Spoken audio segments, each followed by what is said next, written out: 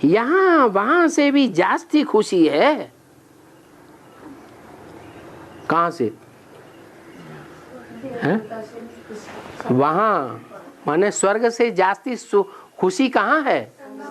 संगम युग में जास्ती खुशी है। लेकिन अभी महसूस करते हैं? अभी संगम में महसूस करते हैं जास्ती खुशी है? फिर स्वर्ग में तो जाने की दरकार नहीं है। बाप मिला है तो खुशी नहीं होगा? बाप मिला तो खुशी है? घर का बंधन तो महसूस नहीं होता है। होता है तो दुखी आती है ना। इस दुख कम हो गया, दुख कम, लेकिन दुख होता है ना, थोड़ा भी होता है। लेकिन स्वर्ग में थोड़ा दुख होगा? तो यही तो बताया कि वहां से यहां तुम्हारी खुशी जास्ती होनी चाहिए।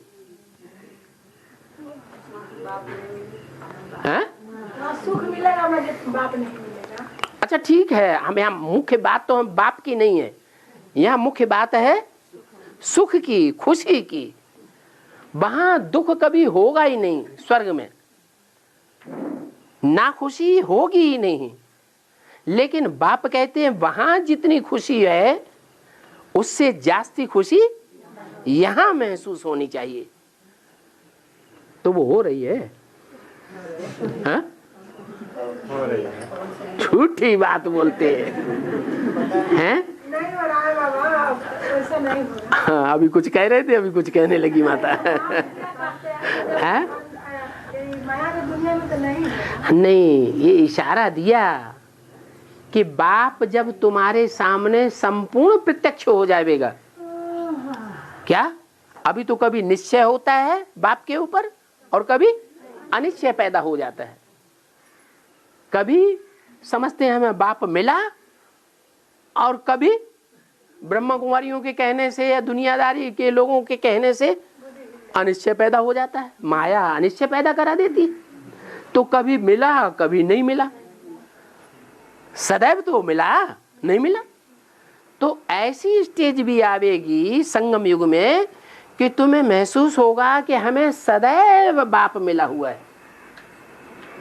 बाप से तुम कभी भी जुदा अनुभव करेंगे ही नहीं। ऐसी स्टेज हो जाएगी। जब ऐसी तुम्हारी स्टेज हो जाएगी कि बाप सदैव तुम्हारे संग रहेगा, सदैव याद रहेगा, तब तुम्हारी ये स्थिति हो जाएगी संगम युग में कि तुम सदैव खुशी रहेंगे। जो स्वर्ग में सुख तुम अनुभव नहीं करेंगे उससे जास्ती सुख संगम में अनुभव करेंगे। तो संगम युग ऊंचा या सतयुग स्वर्ग ज्यादा ऊंचा? संगम युग ज्यादा ऊंचा। इसलिए संगम युग के नारायण की पूजा होती है, कथा होती है सत्यनारायण की। सतयुग के जो भी नारायण हैं उनको सत्यनारायण नहीं कहा जाता है। कहा जाता है?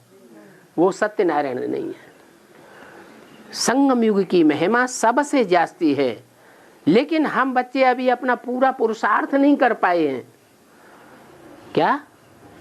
अपने 63 जन्मों के पाप कर्मों को अभी हमने भस्म नहीं किया है। इसलिए जो अतीन्द्रिय सुख हमको अनुभव होने चाहिए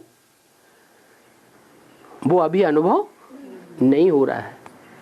एक बार अतीन्द्रिय सुख की अनुभूति अगर शुरू हो गई तो मुख में जो अच्छे अच्छे लड्डू पेड़ा खाने बनाने की चाव लगी रहती है, वो चाव उड़ जाएगी। आंखों से जो अच्छे अच्छे सुंदर चेहरे, सुंदर दृश्य देखने की ललक लगी रहती है, वो ललक खत्म हो जाएगी। अतीन्द्रिय सुख माने इन इंद्रियों, बाहर की इंद्रियों के सुख में हम रमण नहीं करेंगे। जो मन का सुख है, अंदर का सुख, जो हमें ईश्वर से ही प्राप्त होता है, ईश्वर की याद से, उसमें हम रमण करेंगे। इन आंखों से जो कुछ भी संसार में देखते हैं, बुद्धि में बैठा होगा, ये सब विनाशी है। क्या? इतनी ऊंची ऊंची महल माड़ियां अटारियां दिखाई पड़ रही हैं दुनिया में। अमेरिका में जाओ तो तबीयत खुश हो जाए। है, लोग जाते हैं ना, है? तो अभी तो आंखें ये अनुभव करती हैं कि यही स्वर्ग है, फिर क्या होगा?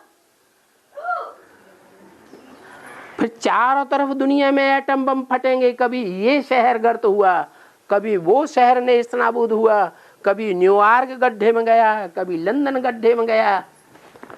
ऐसी स्थिति जब हो जाएगी संसार में, तब तुमको सच्चा बैराग आवेगा, समझ में बुद्धि में बात बैठ जाएगी कि इन आंखों से जो कुछ हम देखते हैं वो सब विनाशी है, ये सुख देने वाला नहीं है। लेकिन अंदर की तीसरी आंख से जो हम नई दुनिया देखते हैं वो देखने में हमको मजा आने लगेगा।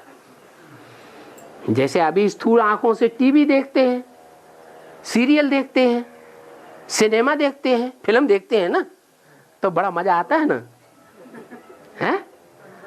अभी इन बाहरी आंखों से मजा आता है, क्योंकि अभी बहिर्मुखी वृत्ति को हमने अंतर्मुखी वृत्ति नहीं बना पाया है। जब हम अंतर्मुखी वृत्ति बना लेंगे प्रैक्टिस करते करते, तो इन बाहर की दुनिया में हमारा कहीं भी मन नहीं लगेगा। इसलिए बाप कहते हैं कि यहाँ की दुनिया में, संगम युग की दुनिया में वहां से भी जास्ती खुशी है, अगर तुम उस खुशी का रियलाइजेशन कर सको तो। क्यों? क्योंकि सतयुग में, स्वर्ग में बाप हमारा रक्षक नहीं होगा। होगा? है? वहां बाप रक्षक नहीं होगा। हम कितना भी चाहें तो भी हमारी आत्मा की कलाएं कम होती जाएंगी,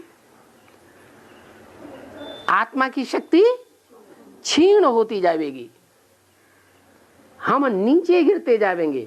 और यहाँ भल माया हमारे ऊपर बहुत अटैक कर रही है, घड़ी घड़ी अटैक करती है, फिर भी यहाँ हमारा रक्षक कौन है? बाप हमारा रक्षक है। हमें पक्का है, सर्टेन है कि हम ऊंचे उठने वाले हैं। क्या?